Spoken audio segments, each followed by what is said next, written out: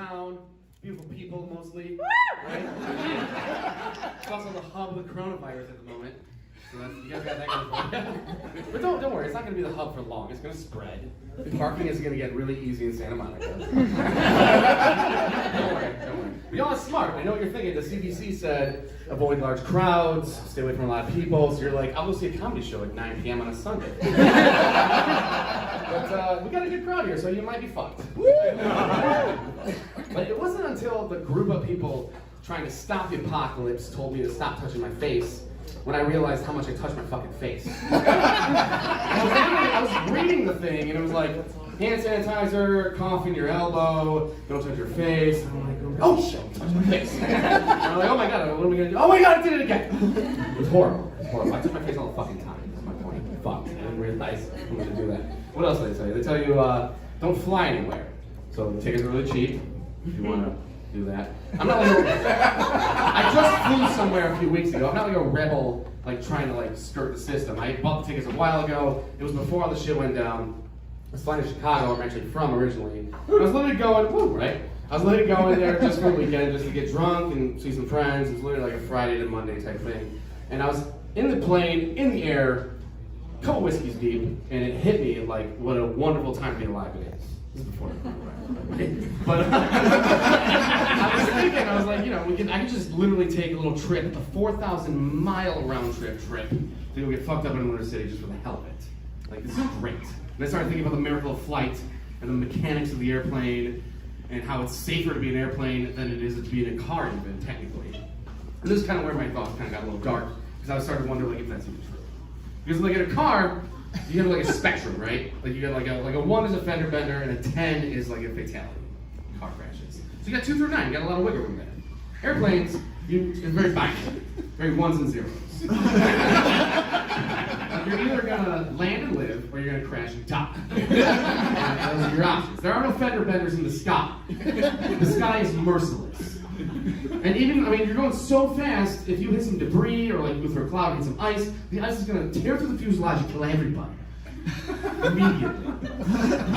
And even if you land, like if you get the tumultuous skies and you come to land, the landing gear, if it's not perfect, you're gonna hit the concrete at 300 miles an hour and you're all gonna die. And at this point in the conversation, the woman sitting next to me asked me to stop talking to her. She put her headphones in. That was pretty fucking rude, to be honest. I'm nervous. It was fine. When I'm not annoying random women on aircraft, I'm annoying one woman at home, because I just got married very recently.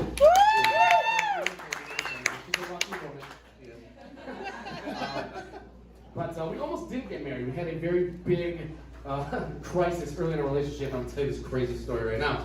A little backstory here. I am a veteran from 20 years and years ago. And so when I met the woman that would become my wife, it didn't come up right away. And when it did come up, she was kind of like intrigued by it. So she started doing a bunch of research, like I'm a fucking science experiment. And I didn't know that. And she found an article about guys in Iraq and Afghanistan bringing home body parts from the war and getting in trouble. I never partook in that activity, and I didn't know that she found that article, but she did, and it planted a little seed that would become a tree eventually. So meanwhile, I'm working TV and film for a living. That's what I do. And the thing about working in TV and film is that you steal shit. If you're working on some like indie fucking thing and they can't pay your overtime and the check's gonna be late, you take their props. That's what you do. There's any producers in the audience, pay your crew. That's all I gotta say about that.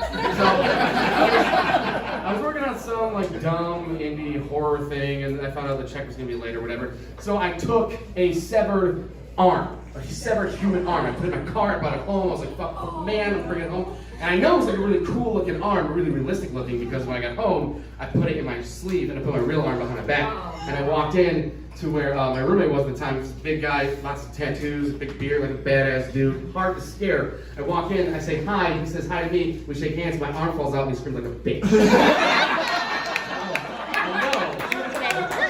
I know this shit was real. So smash cut 2, me and this woman are getting ready to move in together, taking that big step. And it's like a Wednesday, we're moving together on like Saturday, and she's texting me pictures of all her boxes and her stuff packed up. She's like, oh my god, can't wait to move in with you, hashtag this. And I'm like, I'm like, I can't wait to move in with you either. Smiley face.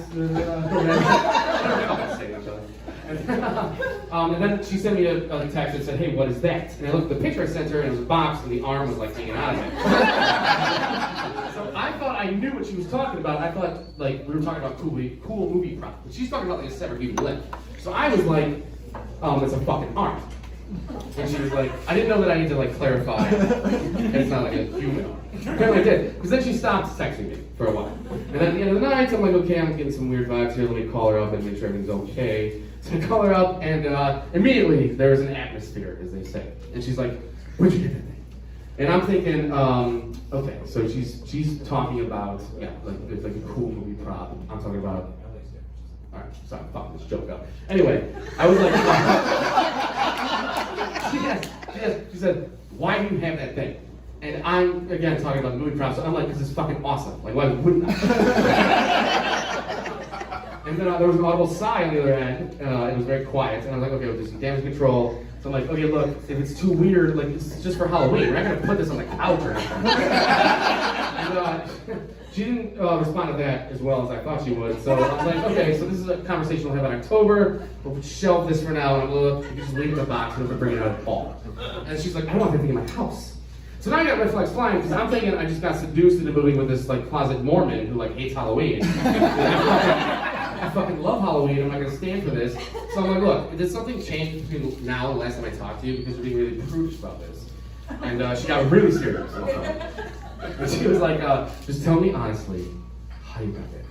And I think she wanted like an epic story to justify this like ridiculousness. Like it was the fucking Battle of Fallujah, and Pastor Boy bring it home with his own brain. But I couldn't sit it because that's not true. So I was just like, I don't know, Sharknado 7 became my shit. So, we got over that hump, we laughed about it, we ended up getting married, so it was a happy ending. And the best happy ending is that now I can gaslight the shit out of her. Because she's like, hey, I thought I asked you to do dishes. I can be like, yeah, well, you also thought I had a fucking arm in a box. That is what she's going to deal with until death is apart, probably by airplane. Thank you very much.